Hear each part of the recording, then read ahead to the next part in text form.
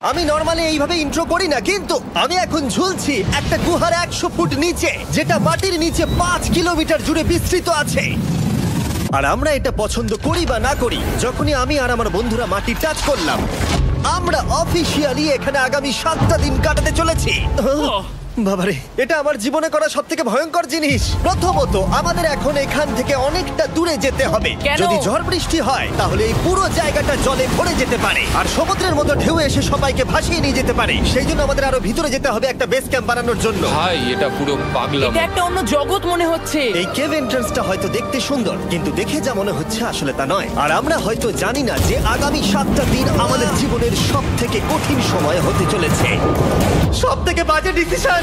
ঠিক আছে, আর কিছুক্ষণের মধ্যেই অন্ধকার হতে চলেছে। ক্যাম্প না করলে আমরা বিপদে পড়বো। আমরা কোথায় যাচ্ছি সেটা কি বলবে? আমাদের ক্যাম্প সেটআপের জন্য একটা ফ্ল্যাট গ্রাউন্ড খুঁজতেই হবে। কেভের ভেতরে ঢোকার পরে আমরা এমন একটা জায়গা খুঁজে পেলাম যেটা অনেকটা উঁচুতে থাকায় আমরা জল থেকে সুরক্ষিত থাকতে পারবো। তার মানে এটা ক্যাম্পের জন্য পারফেক্ট। পারফেক্টটা একটু বেশি হয়ে গেল। মোটামুটি বলা যেতে পারে। ঠিক আছে, ক্যাম্পের জন্য মোটামুটি। প্রথম দিনের বাকিটা আমরা কাটিয়ে দিলাম আমাদের জিনিসপত্র আনতে। প্রত্যেকটা ব্যাগের ওজন প্রায় 80 পাউন্ড। আর যেমনটা তোমরা ফুটেজে দেখছো, আমরা এটা করতে 4 ঘন্টা লাগিয়ে দিলাম। এখান থেকে যাওয়া খুব কঠিন। তারপরে আমরা সবাই বেস ক্যাম্পে ফিরে গেলাম। ঠিক আছে, আমরা এখানে লাইট লাগিয়ে দিলাম। আমাদের সব জিনিসপত্র হোম বেসে চলে এসেছে। একটু ক্যামেরাটা ওদিকে দেখাবে? ওদিকটা কিন্তু ভয়ানক অন্ধকার, আর সবসময় এরকমই থাকবে। তাই আমরা ক্যাম্পিং গ্রাউন্ডের জন্য খুব বেশি কিছু করতে পারলাম না। কটা ফুটো করে দড়ি টাঙিয়ে দিলাম। এটা ধরো আর ওঠো দেখি। মনে হচ্ছে আমাদের হ্যামকগুলো ভালোই সাপোর্ট পাবে। আর তারপরে আমাদের সার্ভাইভাল গাইড জোয়ের সাহায্যে আমরা হ্যামক টাঙালাম। এই সরু দড়িটা আমার হ্যামকটাকে ধরে রাখবে। হ্যাঁ। ডিনার খেয়ে আমরা প্রথম রাত্রি ঠান্ডার জন্য তৈরি হলাম। আমি মিথ্যে কথা বলবো না, আমি যতটা ভেবেছিলাম তার থেকে এই হ্যামকটা অনেক বেশি কমফোর্টেবল। এই Oh God, আমি তো আমার চমকেই হাতটা তো গেছিলাম। বড় কেন ভাই? এই কেভটা 2.5 কিলোমিটার ডিপ, আর আমরা এখন এন্ট্রান্সের কাছেই ক্যাম্পিং করছি। কাল আমরা অনেক কিছু এক্সপ্লোর করব। তোমরা কেমন ঘুমালে? ভয়ঙ্কর। ঘুমই হয়নি। এটা সত্যি একটা অস্বস্তিকর পরিবেশ। কেবের উপর থেকে অনবরত আমাদের উপরে জল পড়েই যাচ্ছিল, তাই উপরে একটা প্লাস্টিক চাপালাম, কিন্তু তাও আমাদের হ্যামকের উপরে জল পড়েই যাচ্ছিল। একটা আইডিয়া আছে, চলো শেল্টারগুলোকে ভালোভাবে তৈরি করি। আমার মনে হয় এই প্লাস্টিকগুলোকে জুড়ে দিলে আর জল পড়বে না। বাহ, তুমি তো জিনিয়াস। আমি শুধু একজন ইউটিউবারই নয়, ঠিক আছে? আমার হ্যামকটা এটার উপরে ঝুলছিল।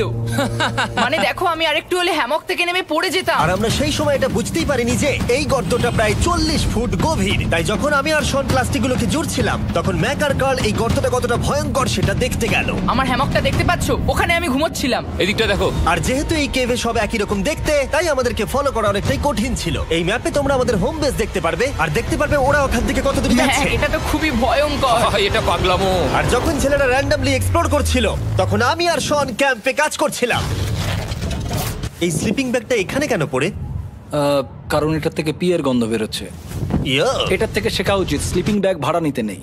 আমরা স্লিপিং ব্যাগ কেন ভাড়া আমি- নিয়েছি? কেন আমি আমরা জানি না। স্লিপিং ব্যাগগুলো কিনে আনতে পারলাম না? আর তারপরে আমরা এই দুটো প্লাস্টিককে জিপ টাই দিয়ে জুড়ে দিলাম। কিছু মনে করো না, এই দড়িটার উপরে আমার জীবন বাজি আছে। আর তখন ওইদিকে ম্যাক আর কার্ল তখন ওই গর্তের মধ্যে। ও মাই গড, ম্যাক! আর শেষ পর্যন্ত ওরা একদম নিচে পৌঁছে গেল। এই, আমি তো ভাবলাম সবাই ক্যাম্প নিয়ে কাজ করবে। আমরা শুধু দেখাচ্ছিলাম জায়গাটা কতটা ভয়ঙ্কর। না পড়লেই হবে, তোমাদের স্কিল নেই। আচ্ছা ঠিক আছে। আর যদিও ওদের এবার ফিরে আসা উচিত ছিল, কিন্তু কাল আর ম্যাক এটা কতটা গভীর সেটা দেখানোর চেষ্টা করলো। ভাই এটা দেখতে দারুণ লাগছে। তুমি কি নদীটাকে পার করতে পারবে?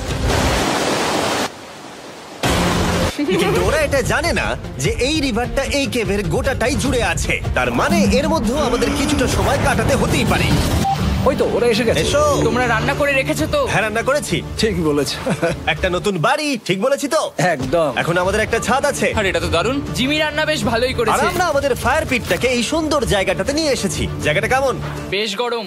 আরামদায়ক। এই পাথরগুলো গরমটাকে ধরে রাখবে এবং ওপর থেকে যে পি পড়ছে সেগুলোকে আটকে দেবে। ওটা পি নয়। তাহলে ওটাকে কি বলবো? যদি জানি না, হয়তো বৃষ্টির জল হবে। না, এটা বৃষ্টি নয়, পাথর মানে ইয়ে তুমি- করছে। এই একটু উপরে দেখাও। তুমি মেঘ দেখতে পাচ্ছো? পাথর দেখা যাচ্ছে। এটা বৃষ্টি নয়, রক পি। Rock P. ঠিক আছে, রক পি। ঠিক আছে, এটা রক পি। আর একটা শুকনো রাত ঘুমিয়ে কাটাবার পরে আমরা ঠিক করলাম জো আমাদের সার্ভাইভাল এক্সপার্ট, তাকে নিয়ে আমরা কেভের শেষ প্রান্ত অব্দি যাব। Cave, cave! Cave, cave, cave! Cave. দেখা যাক আমরা কেভের কতটা গভীরে যেতে পারি। তোমরা কিন্তু মনে রাখবে আমরা সবেমাত্র কেভের এন্ট্রান্সের দিকেই আছি, আর আমাদের ইচ্ছা এই কেভের শেষ প্রান্ত অব্দি যাওয়া, অবশ্যই না মরে গিয়ে। ও মাই গড, এটা তো খুবই স্টিফ। আরে এটা তো সবে শুরু। আমরা কেভের আরো গভীরে এসেছি। তোমরা সবাই সাবধানে আসবে। এটা খুবই ছোট জায়গা, আমার মনে হয় না এখান থেকে আমি যেতে পারবো। কেভ এক্সপ্লোরের ইন্টারেস্টিং জিনিসটা হলো যা হোক করে আমাদের এই ছোট্ট ফাঁকগুলোর মধ্য দিয়ে এগিয়ে যেতে হবে। ও মাই গড, খুব ছোট জায়গা। আর তারপরেই খুব বড় একটা জায়গা আসবে, সেটা এতটাই বড় যে কিছু না দেখতে পাওয়ার জন্য এটা করতে হলো। ও মাই গড। এবার আমি সব দেখতে পাচ্ছি, এটা দুর্দান্ত। এটার তো অনেক আলো। ভাই জায়গাটা কতটা সুন্দর দেখো। বাপরে কি আলো, আমি তো তাকাতেই পারছি না। আমি তো অন্ধ হয়ে যাব মনে হচ্ছে। এ বাবা, এটা কি হলো? আমরা বোধহয় ঠিক মতো এটাকে ব্যবহার করতে জানতামই না। চলো এগিয়ে যাই। আর তাই আমরা এগোতে থাকলাম। এই যে এই জায়গাগুলো, এগুলো খুব ভালো ধরার এখানে? জায়গা। এগুলো ধরে এখান থেকে পা ঘুরিয়ে চলে আসতে পারবে। এইভাবে কি? একদম পারফেক্ট। জো সব থেকে ভালো কেভ গাইড। এভাবে কেউ গাইড করতে পারবে না। ঠিক আছে, এইবার ব্যাপারটা ইন্টারেস্টিং হবে। কি? এটা কি? এখান থেকে আমাদের ওয়েট শুট পরে সাঁতার কেটে যেতে হবে। গতকাল ম্যাক আর কার্ল এটা নিয়ে মজা করছিল, কিন্তু এই কেভে আমাদের পরের অ্যাডভেঞ্চারটা ছিল একটা প্রায় জমে যাওয়া নদীর মধ্যে। ও মাই গড, এটা তো পাগলামি! তার মানে আমাদের ওয়েট শুট পড়তেই হবে যাতে আমাদের হাইপোথার্মিয়া না হয়। আমরা এটা কেন করছি? এই এক্সপেরিয়েন্সটা তো জীবনে একবারই হবে। এটা করলে হয়তো আর নাও বেঁচে থাকতে পারি। আমাদের এই কেভের শেষে পৌঁছতে হলে আমাদের এই নদীর মধ্য দিয়ে, এই ছোট্ট ফাঁকগুলোর মধ্য দিয়ে সাবধানে ধীরে ধীরে এগিয়ে যেতে হবে। আস্তে আস্তে নামো, স্রোতের কারণে পা পেছনে টানতে পারে। ঠিক আছে, আমি তাহলে নামছি। তুমি ওই দেয়ালগুলো ধরে ধরে এগোতে থাকো আস্তে এটা তো আস্তে। খুব ঠান্ডা। তুমি পারবে জিমি। জানি না এখানে ঢুকতে পারবো কি না। জিমি, এবার তুমি জল থেকে উঠে দাঁড়িয়ে পড়ো। এটা সত্যি একটা পাগলামি। এখানে কি ঠান্ডা! যখন তোমরা খুব ঠান্ডা জলের মধ্যে থাকবে তখন একটা পাথরকে ধরে এগিয়ে চলা খুব কঠিন হবে। ও মাই গড, এটা সত্যি পাগলামি। ম্যাক, গার্ড, চলে এসো। আমার ভয় লাগছে। চলো চলো, পারবে। ভাই। এগোতে থাকো, পেছন দিকে তাকিও না। একবার দেখো আমরা কি করছি। কিন্তু এই বাধাগুলো এতটা কঠিন ছিল না সামনে যা আসতে চলেছিল তার তুলনায়। আমরা পেরেছি। কেভ কেভ কেভ এই, কেভ। একটা কথা শোনো, আমরা 10% আসিনি। তার মানে এখনো আমরা শুধুমাত্র সার্ফেসেই রয়েছি, আর শেষ প্রান্তে পৌঁছতে হলে আমাদেরকে আরো 2 কিলোমিটার যেতে হবে। যেরকম তোমরা দেখতে পাচ্ছ এখানে 24/7 বৃষ্টি হয়, তাই আমি একটা আড্ডা মারার জায়গা তৈরি করেছি যেখানে আমরা কেউ ভিজবো না। আমি ভাবছি আমি যদি এটা না বানাতাম তাহলে কি হতো। আমি নিশ্চিত যে ওদের একটা ভেজা পাথরের উপর শুতে হতো। আমাদের ক্রমাগত এগিয়ে যেতে হবে এবং শরীরটাকে ভিজে রাখতে হবে। ঠিক আছে। নইলে আমাদের শরীরের তাপমাত্রা কমে এটা যাবে। এতটা কঠিন কেন? সব থেকে বাজে ব্যাপার হলো আমরা যতটাই দিকে এগোবো ততটাই আমাদের পিছন দিকে ক্যাম্পে ফিরতে হবে। আমাদের পরের বাধাটা হয়তো জলের মধ্যে নয়, কিন্তু তার মানে এটা নয় যে সেটা সহজ হবে। আরে এটা কি মাকড়সার জাল? কিন্তু আমি মাকড়সা দেখতে পাচ্ছি না তার কেন? মানে ওটা আমাদের উপরে আছে। আরে তোমার গায়ে, তোমার গায়ে। আমার বন্ধুরা বলতে বাজে, এই গেমটা মিস্টার বিস ভিডিওর মতো, যত এগোবে ততই কঠিন হবে। সত্যি কথা বলতে যদি আমাদের সাথে জো না থাকতো আমরা মরেই যেতাম। আর 3 ঘন্টা পরে জো আমাদের জন্য একটা বাজে খবর নিয়ে এলো। জল অনেকটা বেড়ে গেছে আর আমরা অনেকটা সময় লাগিয়ে ফেলেছি, তাই আজকে আমাদের আবার ক্যাম্পে ফিরে যেতে হবে। আমি মানবো না। তুমি সেফটি এক্সপার্টের কথা অমান্য করতে পারো না। আমি এটা মানবো না। সত্যি কথা বলতে আমাদেরকে ফিরতেই হতো, কারণ এর আগে আমরা শুট করতে অনেকটাই সময় নষ্ট করে দিয়েছি, তারপর ফ্লেয়ার নিয়ে খেলেছি, তাই আমরা ফিরে যাচ্ছি আর এই মিশনটা আমরা পরের দিন আবার শুরু করব। শন, আমরা এসে গেছি। আরে তুমি এখানে কি করছিলে? এখন তোমরা কেউ ভিজবে না। আমি তো জানতামই না এই লাইটগুলো আমরা এনেছি। এগুলো দারুণ লাগছে তাই না? দুঃখের বিষয় আজকে আমরা মাত্র 20% এগোতে পেরেছি, কিন্তু বিশ্বাস করো আমরা শেষ পর্যন্ত অবশ্যই যাব আগামী কয়েকদিনের মধ্যেই। আমার মনে হয় না। কোনোদিনই হবে না। আমি তো বললাম। আমরা ডে 4টা রেস্ট নেব আর ডে 5-এ চেষ্টা করব এই কেভের শেষ অবধি যাবার। দেখা যাক কি হয়। ডে 3-তে মজা হলো, কালকে আবার দেখা হচ্ছে। আর কেভের ভিতরে 3টে খুব বাজে রাত কাটাবার পরে পরের দিন সকালে আমাদের মাথায় শুধু একটাই কথা আসছিল, আমার একটা হট শাওয়ার চাই, তবে আমি এখন একটু শান্তি পাবো। ও এখন শাওয়ার পেলে কিন্তু দারুণ হয়। আমি চান করিনি প্রায় 3-4 দিন হয়ে গেল। তোমরা নিশ্চয়ই জানো কেভের মধ্যে শাওয়ার করা সম্ভব নয়। আমাদের অনেকটা পথ হেঁটে সাবধানে আগের রিভার বেডের কাছে পৌঁছতে হলো। ও মাই গড! আমি আমার ব্রেনকে ফিল করতে পারছি। আমি এভাবে ব্রেনকে ফিল আমার করিনি। কপালটা জমে গেল পুরো। চলো ড্রোন দিয়ে মাথার চুলগুলো শুকিয়ে নি। এদিকে এসো ড্রোন। ও দাঁড়াও দাঁড়াও দাঁড়াও, এটা কিন্তু কাজ করছে। হ্যাঁ দারুণ কাজ করছে। ড্রোন থাকতে হেয়ার ড্রায়ারের কি দরকার? আর চুল শুকানোর পর আমরা জোয়ের সাথে জার্নির প্ল্যান করতে বসলাম। এটা কি জো? এটাই কেভের ম্যাপ। আগেরবার আমাদের থামতে হয়েছিল কারণ জল খুব জোরে বইছিল। এখন বৃষ্টি কম হচ্ছে, তাই কালকে আমরা নিশ্চয়ই এই কেভের শেষে পৌঁছে যাব। এটা ভয়ঙ্কর হতে চলেছে। প্রথমে আমাদের কালকে যেখান দিয়ে গেলাম সেখান দিয়ে আগে যেতে হবে। জলের মধ্যে ঝাঁপ দিতে হবে এবং পাথর দেখে হাঁটতে হবে। এগুলো সবকটা আমরা যদি পার করতে পারি তাহলে আমরা গ্লো ওয়ার্ম চেম্বারে পৌঁছে যাব। কেমন দেখতে তুমি সেটা বলো না, আমি তোমাদেরকে সারপ্রাইজ দিতে চাই। তোমার মনে হয় আমরা পারবো? ওইসব বাদ দাও, আমরা ঠিক কালকে পৌঁছে যাবো।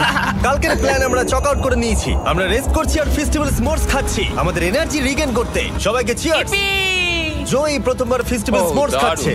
জো সত্যি কথা বলবে। এটা দারুণ, তাহলে ভালো লাগলো? দারুণ লেগেছে। আমরা এই চকলেটটা আগে কেন বের করিনি? এটা এমনি চকলেটের থেকে 10 গুণ ভালো খেতে। সত্যি কথা বলতে তোমরা যদি ফেস্টিভ্যালের সাথে স্মোর্টস ট্রাই না করে থাকো তাহলে তোমরা মিস করছো। কালকে আমরা পুরো কেভটা এক্সপ্লোর করব, দেখা হচ্ছে। তাই আমরা ভালো করে ঘুমানোর চেষ্টা করলাম আর কালকের প্রিপারেশন নিলাম কেভের শেষে যাওয়ার জন্য। আমরা আমাদের জীবনের সবথেকে ডেঞ্জারাস জার্নি করতে চলেছি। ডে 3 এর অভিজ্ঞতা মাথায় রেখে আমরা কম শুট করেছি যাতে আমরা সামনের দিকে তাড়াতাড়ি এগোতে পারি। জলটা খুব ঠান্ডা। হ্যাঁ, আগের দিনের মতোই খুব ভালো। এই তো আর যাতে আমরা সবাই বেঁচে ফিরতে পারি তাই জো ছাড়াও আরেকজন সার্ভাইভাল এক্সপার্টকে আমরা নিয়ে এসেছিলাম। এখানে আমরা ডে 3 তে আটকে গেছিলাম। এখন আমরা কি করব? এবারে আমরা অনেক তাড়াতাড়ি এসেছি। আমাদের পিছনে ঘন অন্ধকার। কোথায় যাব? এই রাস্তাটা অনেক সরু এবং হ্যাঁ। স্রোত প্রচুর বেশি, তাই আমরা দেয়ালগুলো ধরে ধরে আস্তে আস্তে এগোবো। এই যে এইভাবে। Oh হ্যাঁ, God! এই রকটায় জাম্প করো। কয়েকটা ভালো পাথর আছে যেগুলোকে তুমি ধরে এগোতে পারবে। আরে এখানটা তো অনেক অন্ধকার। আমি আর পা পাচ্ছি না, আমি এখন মাটিতে আর পাই পাচ্ছি না। যেহেতু আমরা মাটিতে পা পাচ্ছিলাম না তার মানে যদি আমরা পাথর ছেড়ে দিই তাহলে এই জলের স্রোত আমাদেরকে ভাসিয়ে নিয়ে যেতে পারে। জো আমরা কি করব? আমি এটা ধরে এসেছি, তুমি এটা ঠিক আছে, ধরো। আমি তো দেখতেও পাচ্ছি না কোথায় যাচ্ছি। জো স্রোত আমাকে ভাসিয়ে নিয়ে চলে যাচ্ছে। আমি তুমি করবো কি করে? পারবে, পারবে। শুধু মুখটা এখান থেকে ঢুকিয়ে দাও, আমি হেল্প করছি। এখানে আমি ঢুকবো? হ্যাঁ, এই গর্তের মধ্যে। এই তো খুব ভালো। এটা আমার জীবনের সবথেকে বিপজ্জনক অ্যাডভেঞ্চার। আমরা এখন কেভের অনেক গভীরে চলে এসেছি আর এবার আমাদের সামনে প্রথম বড় বাধা। এখানে জলের একটা ঘূর্ণাবর্ত আছে, যদি তুমি এর মধ্যে পড়ে যাও তাহলে তোমাকে একদম নিচে নিয়ে চলে যাবে। মানে আমরা পড়ে গেলে মরে যেতে পারি। হ্যাঁ, মানে আমরা মৃত্যুর সাথে খেলা করছি। এটা এতটা বিপজ্জনক হতে পারে আমি সত্যিই ভাবিনি। খুব ভালো। এই তো। তাহলে কি আমার পা এখানে হ্যাঁ, রাখবো? রাখো রাখো। ঠিক আছে, এই তো আমি পেরেছি। এটা আমার ভাবনার থেকেও বেশি কঠিন ছিল। এই নদীটা কতটা শক্তিশালী এই গোটা কেভটাকে তৈরি করেছে। কিন্তু মজার ব্যাপার হলো আমরা পাথরের মতো শক্তিশালী নই। আমি শুধুমাত্র মানুষের মতোই শক্তিশালী। সৌভাগ্যবশত কার্ল এই অ্যাডভেঞ্চারে লিড করেনি, তার বদলে আমরা একজন অ্যাভেঞ্জার জোকে পেয়েছি। ও কতটা এক্সপার্ট তার প্রমাণ হিসেবে বলতে পারি। সে লিটারালি কতটা ওপর থেকে আমাদেরকে নদীতে ঝাঁপ দিয়ে দেখালো। ও মাই গড, এটা পাগলামি। কে বললো এটা পাগলামি? এটা তো আমার কাছে খুবই সহজ। আমি এটা করব। তুমি কোনোভাবেই এটা করতে পারবে না। আরে কি বলছোটা কি তুমি? আমি এক্ষুনি করতে চাই। চলো যাচ্ছি Joe. Godspeed back. Jimmy আমার সাথে যা যা করেছে তার কাছে এটা তো কিছুই নয়। 3, 2, 1।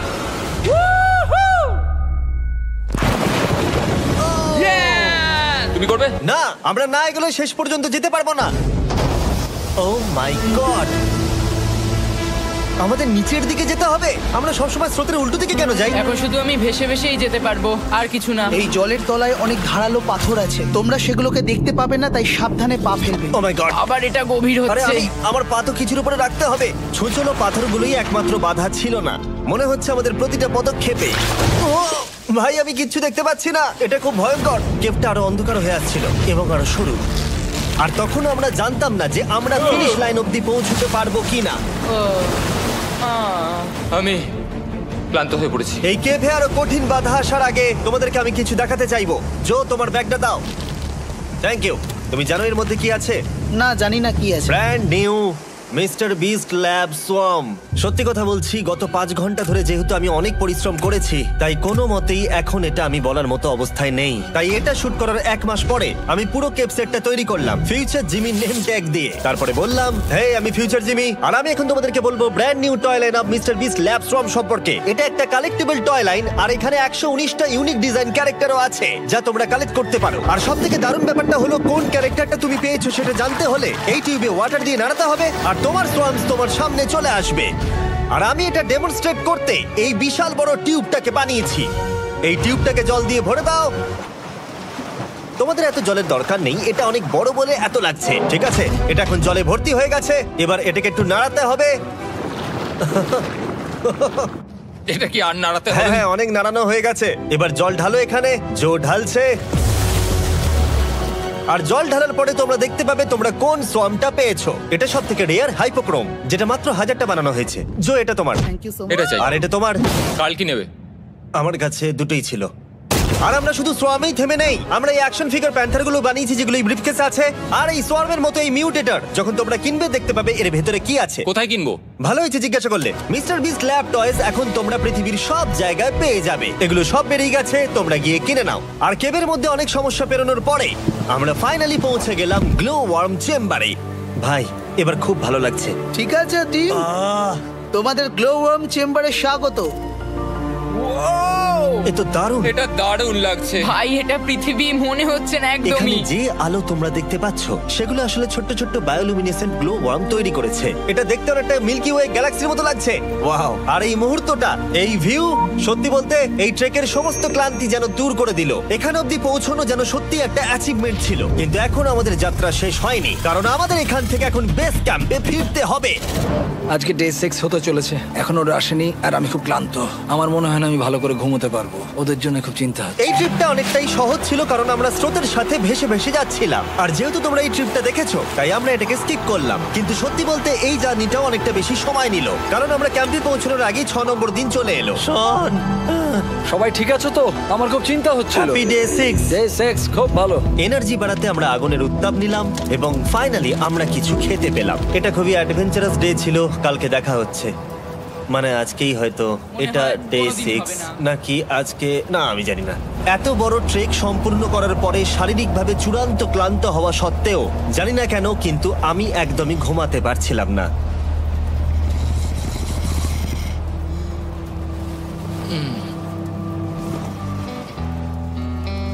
আমি 7 দিন সলিটারি কনফাইনমেন্টে কাটিয়েছি, কবরে কাটিয়েছি, 7 দিন রাফটে থেকেছি। কিন্তু সত্যি কথা বলতে এটা সবার থেকে বেশি কঠিন ছিল, কারণ সব সময় ভিজে, ঠান্ডা, প্রত্যেক মুহূর্তে এই পাথরগুলো শরীরে ব্যথা দিচ্ছে। বেশিরভাগ সময়টাই এই কেভটা দুঃস্বপ্নের মতো ছিল। কিন্তু তোমার আর আমার মধ্যে জিমি! ইয়ো! গার্ড, আমাকে দেখতে পাচ্ছ? এটা পৃথিবীর সবথেকে উজ্জ্বল টর্চ। মজার মুহূর্ত অনেক ছিল। মাটির নিচে 300 ফুট গভীরে অভিযান চালানো থেকে আমাদের সবাই মিলে হ্যামক নিয়ে হাসাহাসি করা সবকিছুই এই অভিযানের অংশ ছিল। যেহেতু আমাদের সঙ্গ দারুণ, চলো তিমির মতো আওয়াজ করো। তাই এই ভিজে, ঠান্ডা, পাথুরে অদ্ভুত কেভের ট্রিপটা বদলে গেল আমাদের জীবনের সবথেকে সুন্দর মুহূর্তে।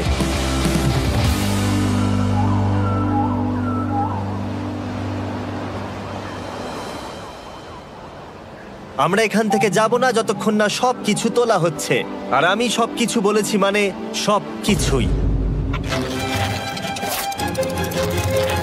চলো এবার বেরোনো যাক। আর যখন আমরা মাউথ কেভে আবার ফিরে এলাম, ভাই ওপরটা দেখতে দারুণ লাগছে। তখন জয়ের জন্য একটা সারপ্রাইজ ছিল। বেরোনোর আগে জো, আমরা তোমার কাছে কৃতজ্ঞ।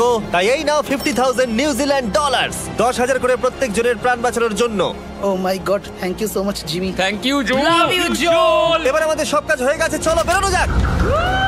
7টা দিন পরে আমরা ফাইনালি এখান থেকে বেরোচ্ছি।